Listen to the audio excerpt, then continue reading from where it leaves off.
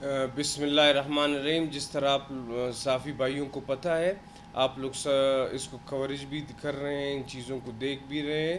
یہ پچھلے سال سے دھرنا ایک سٹارٹ کیا ہوا ہے انہوں نے. تو پچھلے سال بھی ہمارے چند وزراء سب سے پہلے گئے، ان سے مذاکرات کیے، ان کے مطالبات ہم نے مانے.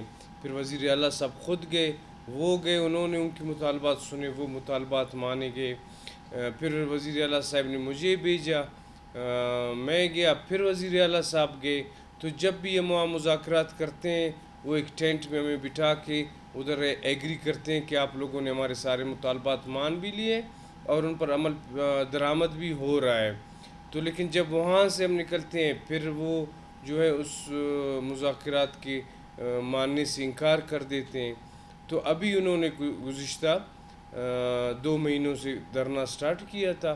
تو اس میں سرکاری مشینری ان کے ساتھ انگیج تھی. کمشنر ایک بہت بڑا افسر ہوتا ہے، کمشنر ان کے ساتھ انگیج تھے، کمشنر ان کے ساتھ باتیں کر رہے تھے. لیکن جب وہ عام شہری کی طرح ایک پرامن احتجاج کر رہے تھے، وہ آپ کے سامنے 1 سال سے کر رہے تھے، ہم نے ان کو چھیڑا بھی نہیں.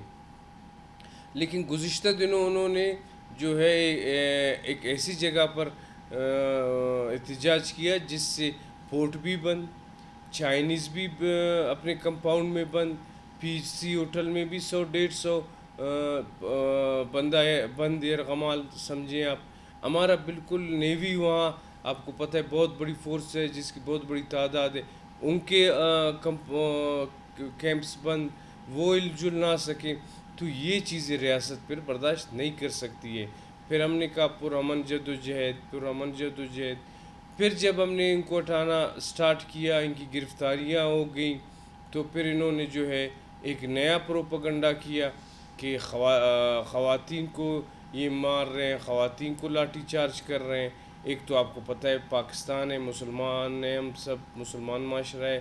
اس کے بعد بلوچستان کا معاشرہ بلوچ پشتون معاشرہ ہے، جس میں خواتین کو بہت ہی زیادہ عزت کی نگاہ سے دیکھا جاتا ہے. لیکن یہ شرپسند عناصر جب دیکھتے ہیں کہ سرکار ان عزائم کو پہچان چکی ہے اور ان کے خلاف کارروائی کرتی ہے، تو یہ فوراً ڈر سے خواتین کو روڈوں میں لاتے ہیں تاکہ خواتین کو ڈال بنا کر اپنے آپ کو بچا لیں. تو ابھی بھی جب یہ اس طرح کی کوئی حرکت کرتے ہیں، سرکار ان کو اس حرکت سے روکنے جاتی ہے یا ان کو پکڑنے جاتی ہے، یہ فوراً خواتین کو گھروں سے بلاتے ہیں اور خواتین کو روڈوں میں لا کر اپنے لیے ڈال کے اس کو